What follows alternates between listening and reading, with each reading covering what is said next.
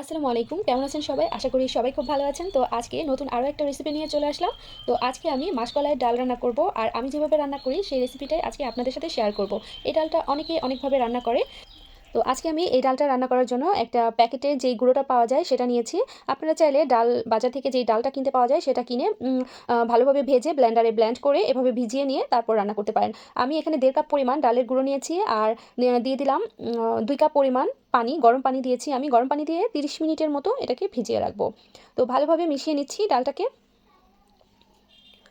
তো এখানে একটা পাত্রে আমি দিয়ে দিলাম পরিমাণ মতো তেল। আর তেলটা গরম হয়ে আসলে আমি গরম মশলা দিয়ে দিলাম, এলাচ, লবঙ্গ, দারুচিনি আর তেজপাতা। তো আর দিয়ে দিলাম এখানে 3টা পেঁয়াজ কুচি করে। আর এই মশলার সাথে আমি পেঁয়াজটাকে ভালোভাবে ভেজে নিয়েছি। ভাজা হয়ে আসলে আমি এর মধ্যে দিয়ে দিলাম 1 চা চামচ আদা বাটা, 1 চা চামচ রসুন বাটা, 1 চা চামচ জিরা বাটা। আর এই মশলাটাকে আমি পেঁয়াজের সাথে ভালোভাবে ভেজে নিয়েছি। ভেজে নিয়ে আমি এর মধ্যে সামান্য একটু পানি দিয়ে মশলাটাকে কষিয়ে নিচ্ছি।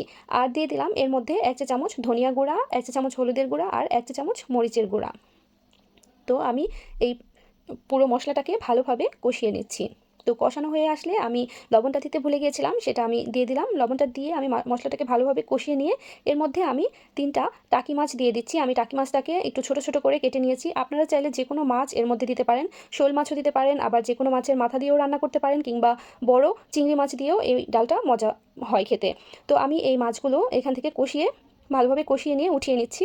তো যেই ডালটা আমি পানি দিয়ে ভিজিয়ে রেখেছিলাম সেই ডালটা এই মশলার মধ্যে দিয়ে দিচ্ছি। তো মশলার মধ্যে দিয়ে আমি ভালোভাবে মশলার সাথে ডালটাকে মিশিয়ে নিচ্ছি। তো এতটুকু পানিতে দেখা যায় ডালটা অনেক ঘন হয়ে যাবে। আমি এর মধ্যে গরম পানি দিয়ে দিচ্ছি পরিমাণ মতো। আপনারা ডালটা যতটা ঘনত্ব রাখবেন সেই পরিমাণে আপনারা ডালে পানিটা দিয়ে দিবেন। তো পরিমাণ মতো পানি দিয়ে আমি ডালটা ভালোভাবে জাল করে নেব। ডালটা যখন ভালোভাবে জাল হয়ে আসবে, সেদ্ধ হয়ে যাবে ডালটা, তো এ পর্যায়ে আমি দিয়ে দেবো যে আগে থেকে মাছটা কষিয়ে রেখেছিলাম সেই মাছগুলো দিয়ে দেবো। মাছগুলো দিয়ে আমি এটাকে ভালোভাবে জাল করে নেব। জাল করে নিয়ে এর মধ্যে আমি দিয়ে দেবো পোলাওয়ের পাতা।